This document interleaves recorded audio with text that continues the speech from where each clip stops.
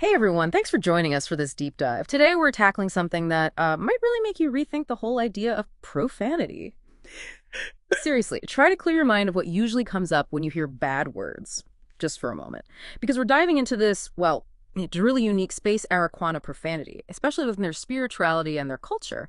We've got some fascinating sources for this, excerpts from Arreqqana profanity, sacred insults and slang, and also these three short theatrical scenes that really bring it all to life. So our mission today, let's unpack this. We want to understand how Arreqqana profanity just radically redefines what it means to insult or offend someone. It moves way beyond, vulgarity. It gets into concepts like disresonance, dishonor, and even the sacrilegious misuse of sacred ideas. It really is fascinating how language, especially cultures, let's say forbidden words, can be such a direct window.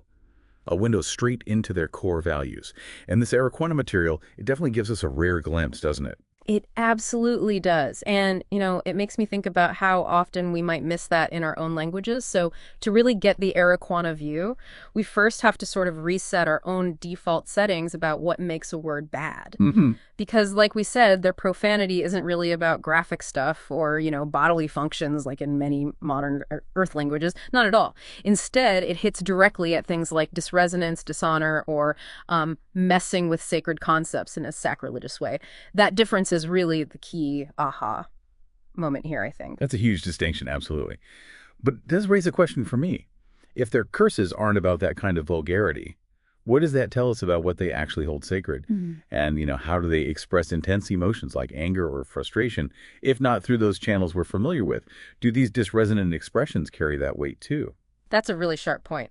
And the sources do hint at that, how these seemingly sacred insults can definitely pack a serious emotional punch. So let's start with the top tier, what the sources call disresonant expressions. These are described as deeply serious insults, really reserved for the worst offenses, particularly in sacred contexts. First one, kusava. It's pronounced kusava. It means one who cuts resonance. Think about accusing someone of deliberately shattering harmony or severing some kind of sacred connection. It's like calling them a sacrilegious traitor, heavy stuff. Wow, yeah. Cuts resonance. That's evocative. Then there's taklakwan. Taklakan means a false braider. This one targets someone who lies, but specifically while they're pretending to speak sacred truth. Sort of like liar in robes or, holy fraud. Ah, so deception tied directly to the sacred. Exactly. And the last one in this really serious category is kislaro. Kisaro, literally thread snapper. It's what an accuser calls someone who betrays fundamental community bonds or sacred oaths.